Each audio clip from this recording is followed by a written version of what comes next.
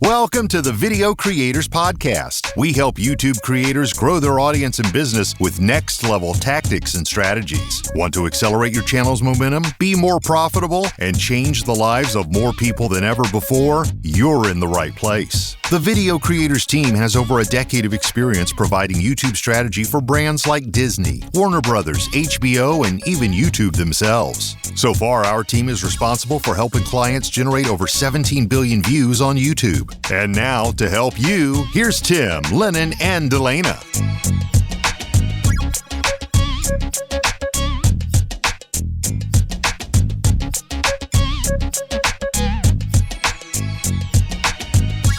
Hello, creators. How are you guys? Great to hang out with you again for another Video Creators Podcast episode. Today, what we want to talk about is the bad SEO, the bad search engine optimization and ranking advice that you likely hear. And I know you hear because I got some of it for you. It's out on the web. All I had to do was a few searches on how does the YouTube algorithm work? How do you rank your videos? How do you get to be number one? How do you, quote, SEO them and get more views? And a lot of what I found is rooted in really antiquated understandings of how YouTube actually works. Some of it used to be true years ago, but isn't so much today. And so I went through some blog posts, and these are recent posts. These weren't written like 10 years ago. These were written in 2021, and blog posts on sites that are considered pretty authoritative on Google SEO. And I pulled out some of the most, some things directly from those articles that is pretty common that we hear, like myths about how to rank your videos, how to get more views, how to get more traffic to your content on YouTube. And what I want to do here today is I want to share each of these myths with Lennon and D'Laina, who are both strategists here on our team here at Video Creators. And just gonna get them to react to it, see what they say. Some of them might be out of left field. Some of them might be a little unusual. Some of them might be like, seriously, Tim, you're gonna make me talk about this again. But we'll dive into it and see what comes up here and help you guys hopefully take some good steps forward with your channels in ways that will actually help you rank better and get more results through your content.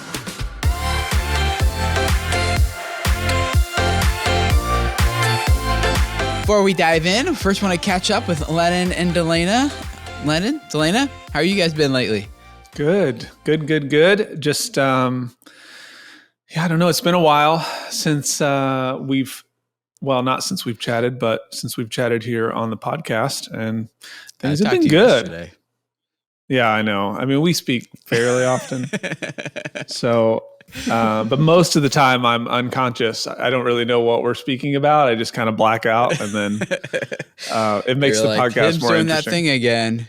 His mouth moves and stuff comes out. Yeah, nothing too crazy here. Just kind of living the same old, getting used to the place, and getting the kids back into the school routine. And actually, my daughter just turned 8, so that was an event. And then our other will turn 5 in about a week and a half. So that's the big news here. Just everybody's getting older, and including me, and I can't escape it. I was gonna say. How you guys doing, D'Laina? What's going on at the Hunt Hut? Forgot to call it the Bone Abode. That one rolls off the tongue a little bit. It's a little bit more fun. The Lennon Bone Abode. Yeah. How you guys doing, D'Laina? I'm not gonna lie. Every time, so Lennon said it's been a while, and every time somebody says it's been a while, I always think of that song. It's like, it's been a while since I first saw you. Oh, wow. I forgot about that Every single time. That's how it's been a while since I've heard that song. Yeah. Who is that? Who sings that? I don't know. Is that Michelle Branch, maybe? I think because it's a male. It's a male vocal. Yeah, it's a male. Oh, is it? Oh, okay. Yeah. I was thinking college, so I was trying to remember. That's so funny. Oh, it's Stained. Yeah. Stained. That's who it is. Stained, yes. With no E. That's when they stopped dropping vowels from words. Now it's cool in technology because all the domains are taken. Well, other than that, we're all good. I have taken on some new hobbies. I'm reading a whole lot. I'm learning about money. I already know like basic budgeting things, that my husband and I studied whenever we first got married. But now I want to get more into investing in all types of different ways, stocks, options, things like that. So I'm actually working with a client right now whose big focus is or has been on options trading. And so I'm excited to dive into that. I'm definitely going to be watching more of his videos like I don't already. So. Yeah, I don't do any like day trading or anything. We just kind of do the mutual fund investment thing and dump it there for retirement and kind of hope for the best. No, we have a financial planner who rebalances and stuff too. But yeah, here I have been preparing to do something I haven't done in a long time, a really long time. It's called travel. Like I know that. Yeah, I remember before COVID hit, I spoke at 11 different events in 11 weeks in 11 states. It was crazy. And then COVID hit, everything shut down, things got canceled. And I also hired a personal assistant to help me with my schedule as well, because I was like, I am not doing a good job managing this thing. And so it's been like a year and a half, maybe 2 years since I've done any public speaking. And now coming up here, I've got FinCon next week in Austin, Texas. And then the week after that, we'll be at Vid Summit out in LA with you guys. And then the week after that, I'm not speaking, but I'll be at the American Homesteading, what is HOA? So Homesteaders of America. There we go. I thought HOA was an ironic abbreviation. Yeah. And then you guys are coming out here to my house for a week as well, which isn't public speaking, but it's just like a lot of travel that I'm not used to. So it'll be 3 weeks of travel, 2 weeks for you guys. So yeah, it'll be interesting getting back in the groove of like trying to remember how to do handshakes, or do we a fist bump, or do we do elbow? Like, it's that awkward, like, hey, what do we do now? Yeah. We'll get it figured out. I've always been awkward, so I'm not too worried about it. I think it'll be fine.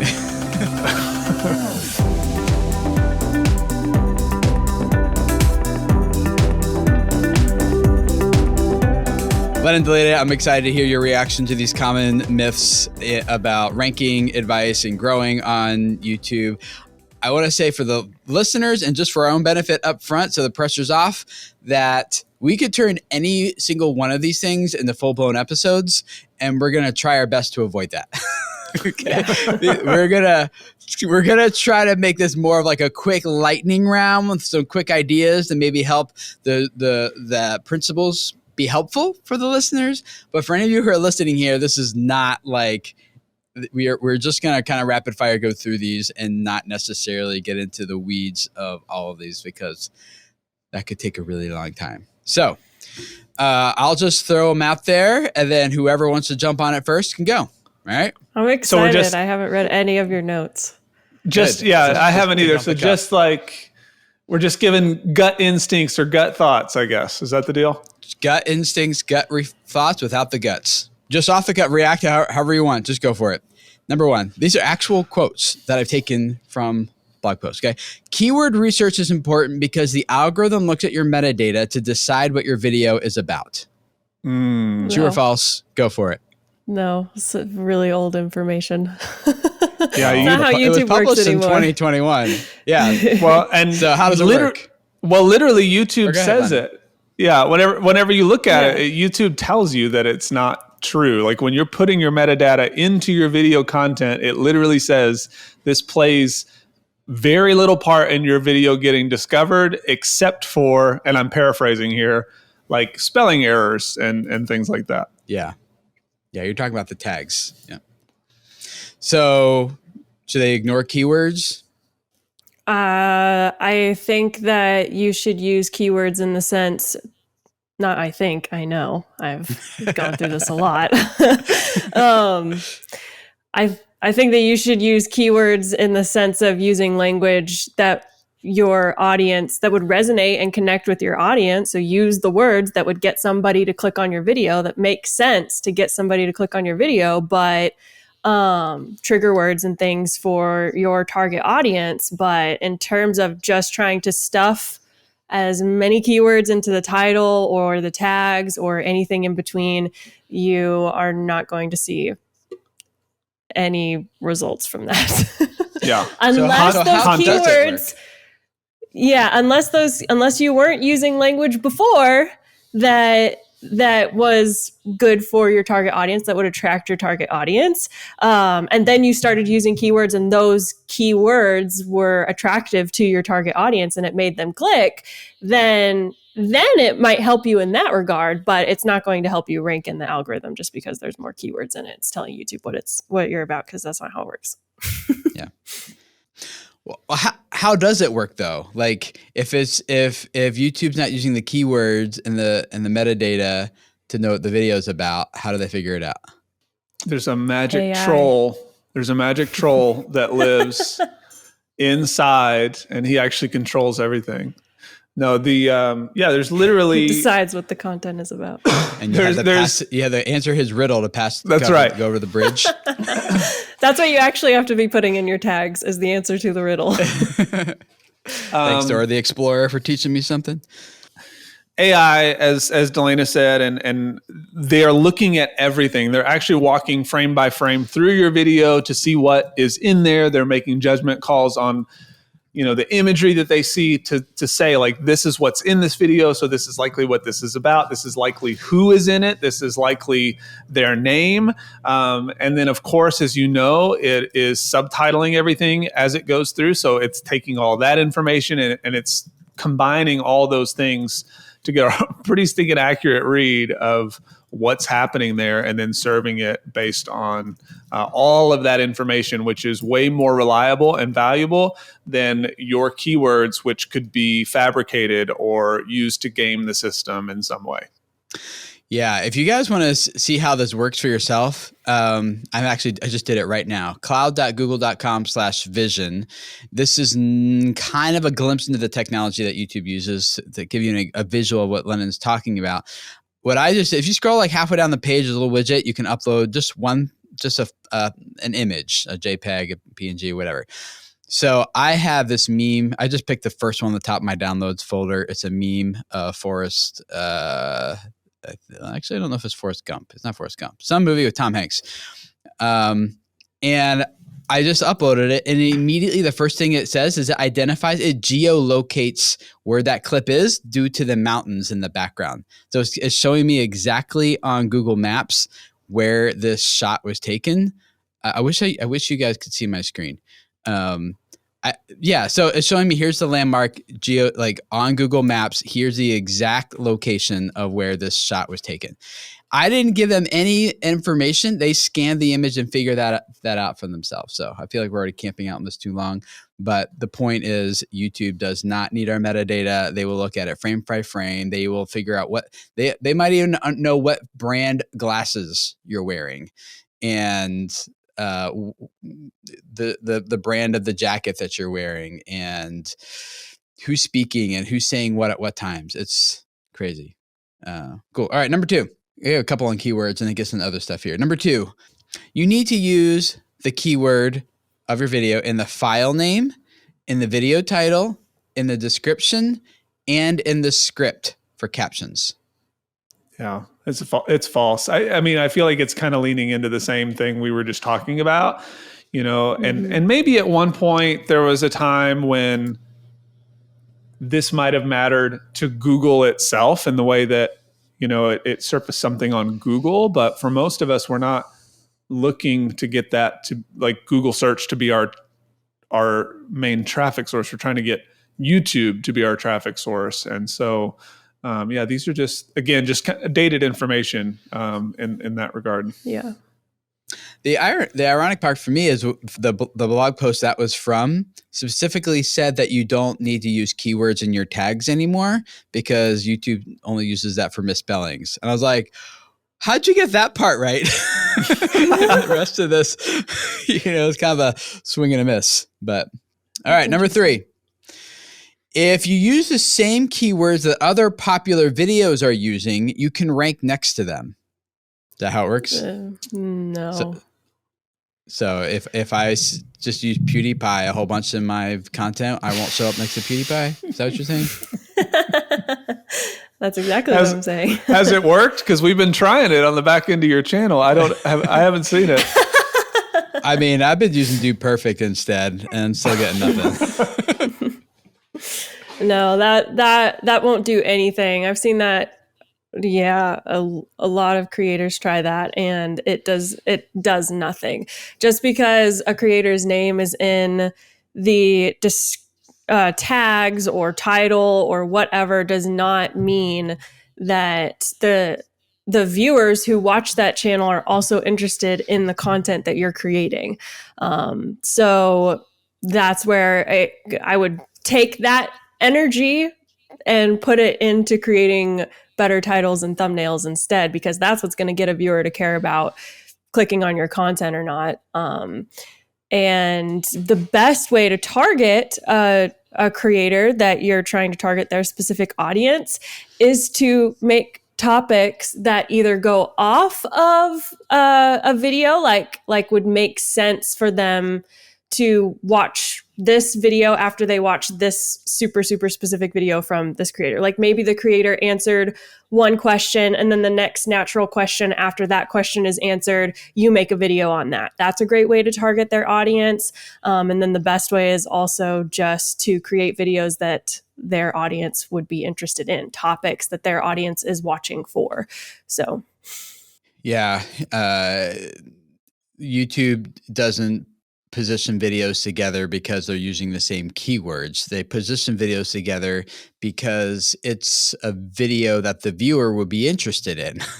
And it's possible that someone who's maybe getting into PewDiePie or Do Perfect or something like that would be interested in watching maybe CBS's interview with how Do Perfect got started, which would be on a different channel. So that could be positioned as a suggested video, but it's not there because the keywords were the same. It's there because the user, the viewer is interested in watching that content as indicated by the viewer signals that YouTube's collected by the people watching the content.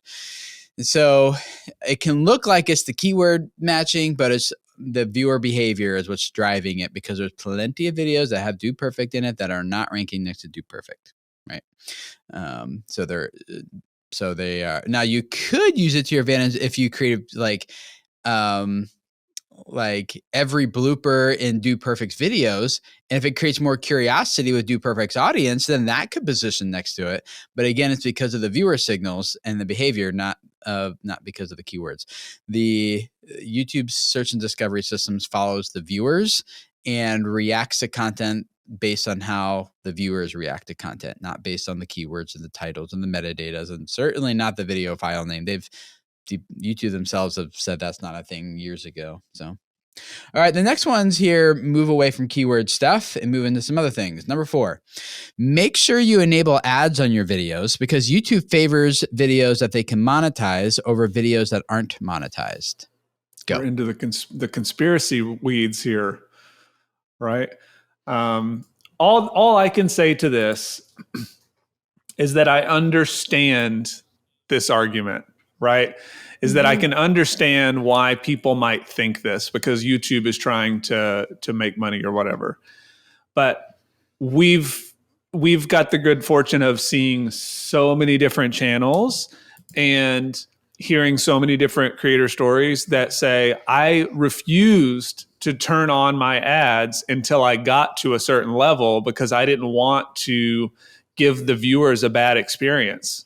And that actually helped them, in their mind, like that was part of their strategy, because they didn't want to cut people off too early. And, the AdSense is so small that in the beginning, if you're just getting few thousand views, like it's not really worth it. It's better to do it the other way. And we see tons and tons of creators grow, without running ads all the time. And so, yeah, I mean, just it wouldn't make sense for them to not to favor one over the other. I think that there are favorites that are happening in the ad world. I mean, that's pretty common knowledge that the bigger creators do get more specific ads that make them more money. And so I think it seems that, to my vision, that like that's how they're sort of offsetting that idea. Cool. What was that one channel, Tim? Blackjack Apprenticeship or something like that? Oh, yeah. Mm-hmm. That they didn't run any ads on their content because he didn't want his competitors to get in front of his videos. Yeah. And it was also kind of considered gambling, which he wasn't gambling. He was, or is, mathematically teaching people how to beat the game of blackjack. But yeah, so he just disabled ads, or not? Yeah, he disabled ads. Still getting millions of views a month and growing. Yeah. Yep. Yeah, I think YouTube's response to this has been that it's a little short-sighted to say that we would do this because they are more interested. They'll just get them on the next video. So this, I think, presumes that YouTube shows an ad on every video to every viewer, and that's not true. Like if you have, I have YouTube Premium, so I am really thankful that exists. It's totally worth the whatever it is, $10, $13 a month to remove ads. But for people who are seeing that, YouTube is like, if we showed an ad on every single video, we would lose a lot of people really fast, you know? And so even if your content is monetized, they're still not putting an ad on every playback. That's why you see in your analytics, there's a difference between monetized playbacks and how many views you're actually getting. The monetized playbacks is significantly lower because YouTube's not showing an ad every single time they have a new impression on a video. It's just, and so even if it is monetized, they might not monetize every viewer on it anyway. So if a video is not monetized, it doesn't care. They don't care. They're more interested in giving people a good experience on the platform so that they come back and watch more. Well, they will inevitably hit more monetized content than they would have just on that one video that wasn't monetized. Number 5, the average number of likes for the second position of YouTube search results is 72% less than the average number of likes for the first position. So get people to hit the like button if you want to rank higher. No. No. She's like, I don't know where to start. Well, oh my goodness. I'm going to agree with a caveat that what they're saying is get them to press the like button, and what they're saying it as a call to action, like please press like because it helps the algorithm. We hear that a lot. But what I think we would maybe twist that and say, yeah, get people to hit the like button, but they're going to do that naturally when they actually enjoy the content. So it's that causation versus correlation. Is that what it is? So it's like, yeah, totally. You know, if people are hitting like, it's because they enjoy the content. And so these averages may be true, but you telling somebody to do it is not the end all be all. Make stuff that really connects with people. So they want to engage and they want to hit like and they want to comment. Are you including people as a part of the conversation? Are you making them feel emotionally invested? All these things that get them to feel like if they do this, it actually does matter. Those are things that are way more important than, hey, don't forget to like and subscribe because it really helps me out here, you guys. Yeah, I was reading thinking like maybe it's number 1 because it's a better video and got more likes rather than the fact that they got more likes and thus became number 1. Yeah, I feel the same way about this, that I think the same way about this as I think about whenever people say, they talk about view velocity. If I just pay for views, whether that's through YouTube ads or whether that's through some other service that gets fake viewers onto your videos, view velocity, like there's this big belief behind that. Can you imagine what kind of platform YouTube would be if that were the case, and how much crappy content would get surfaced to you if that were the case? Because it would be so easy to game that. Like so many people it would just be whoever has the biggest pockets could surface their content on YouTube, and that's not the case. My pockets are small. Sorry. I don't even have pockets. Oh wait, yes I do. My Strata Jacket does. There you go. Strata Jacket.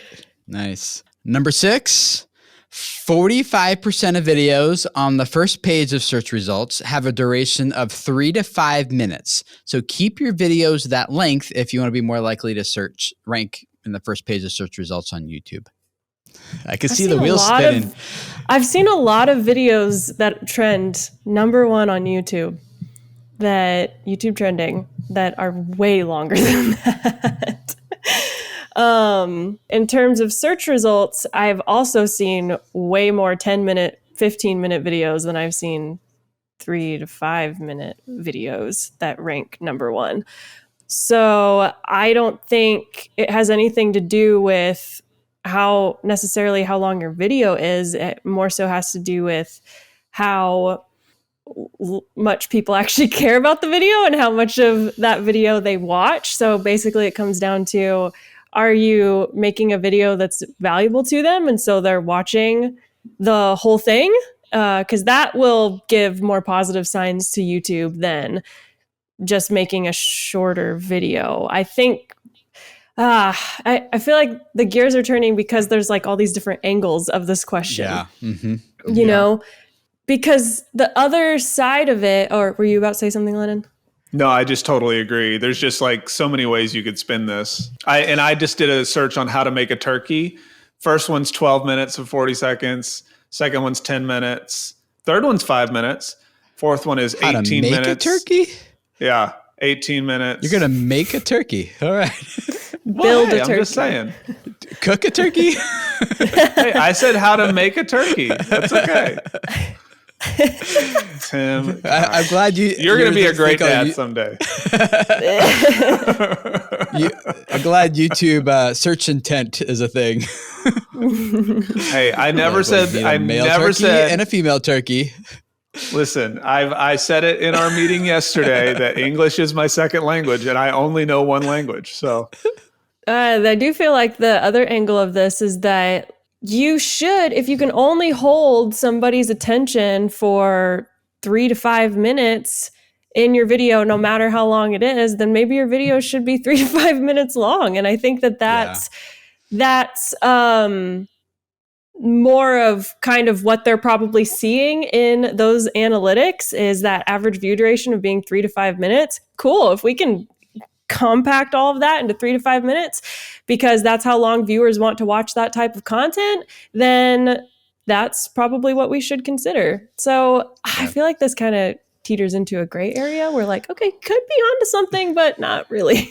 Yeah. The thing that stands out to me in these statistics is that it seems to forget, or at least not take into consideration, that search results are highly personalized, just like homepage and suggested videos are. There's not one person who has the same homepage. There's not one person who is watching the same video and will have suggested videos. Search tends to be a little less personalized, but they still are looking at the type of content you are more likely to engage to. Maybe there's a good result on a channel you're subscribed to, then that video might be more likely from that person to be in front of you there on that first page because you've already indicated you like that person. Maybe you just watch a lot of animation videos and YouTube just figures, here's a search result. This is an animated version of the information they're looking. So they'll be more likely to, it's so personalized. So I think the principle you mentioned, D'Laina, is right on. Like if you have a 3-minute idea, make a 3-minute video, right? Don't stretch it into 10 or try to cram it into 1. Just, do justice to the content and serve the viewer well. Number 7, you need to make sure that your videos are as visually entertaining as possible, because a video of just someone talking isn't very engaging and won't get enough watch time to perform well. I would say that that's like a yes and no. Because if they're just sitting there going down a list of bullet points, then yeah, they're probably not going to watch that content if there's no visual stimulation to go along with it, because it is a visual platform. However, more and more podcasts are showing up on YouTube, being repurposed Live to streams. YouTube, live streams. And if you tell a really, really good story and you have no visual stimulation, I can't tell you. That's why story time videos are such a big thing on YouTube. They definitely had a big phase, but that same principle still applies moving forward, even though people don't really use like the story time term as much now. We see the same thread going on there, which is that they're sitting down and they're telling a really good story with no visual stimulation. Bailey Sarian is actually a great example. She does Murder Mystery Makeup Mondays, where she tells of true crime stories.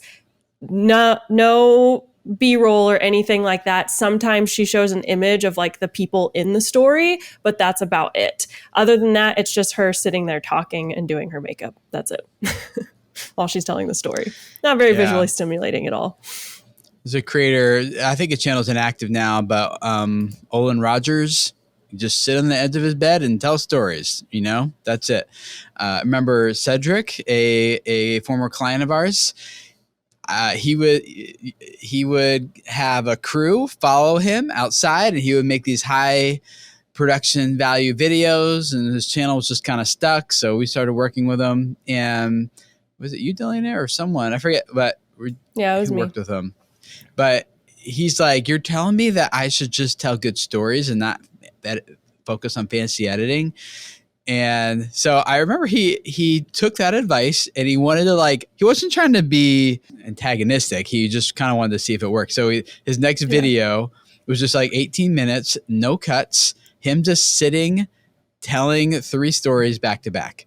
And if I remember right, it blew his previous 10 videos out of the water by 500%. Yeah. And I think his watch time was okay. Performing double or something like that. I don't remember exactly what it was, but it was insane the amount more of watch time that he was getting compared to his other videos. So I think the principle here is, go ahead.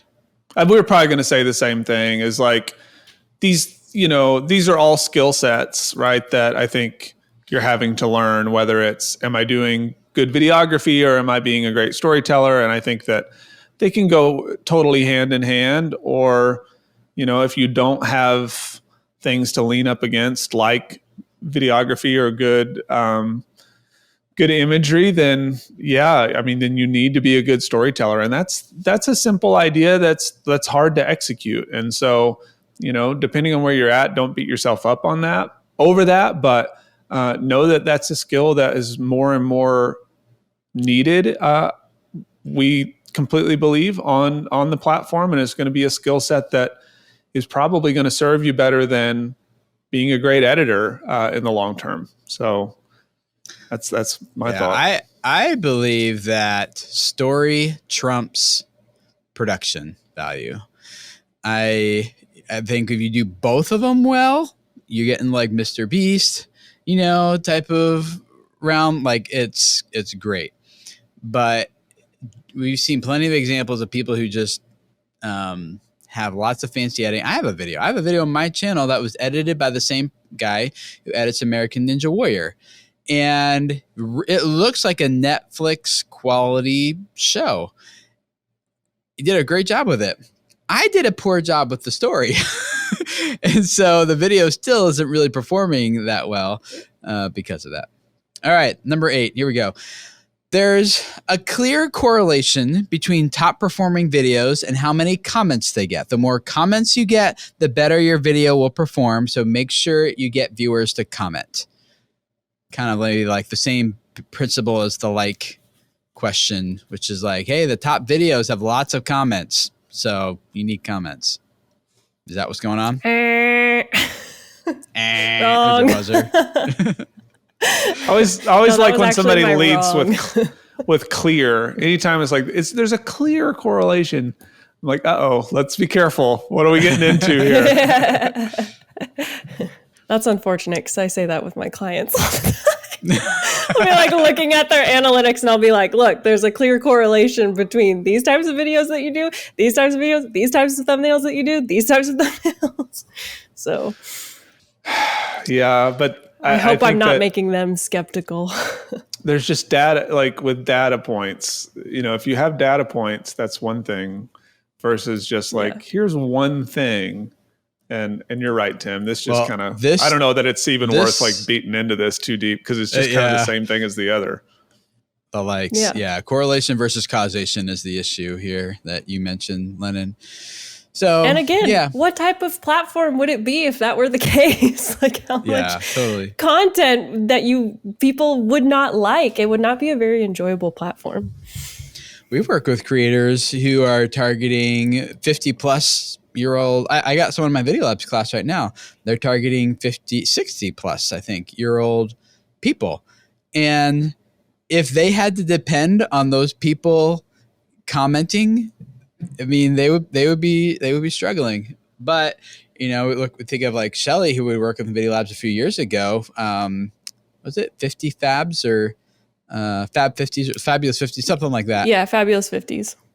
Yeah, she's targeting women, a lifestyle channel, over 50 years old, and she's got over 1 million subscribers now and doing great. So thankfully, it's not just about comments.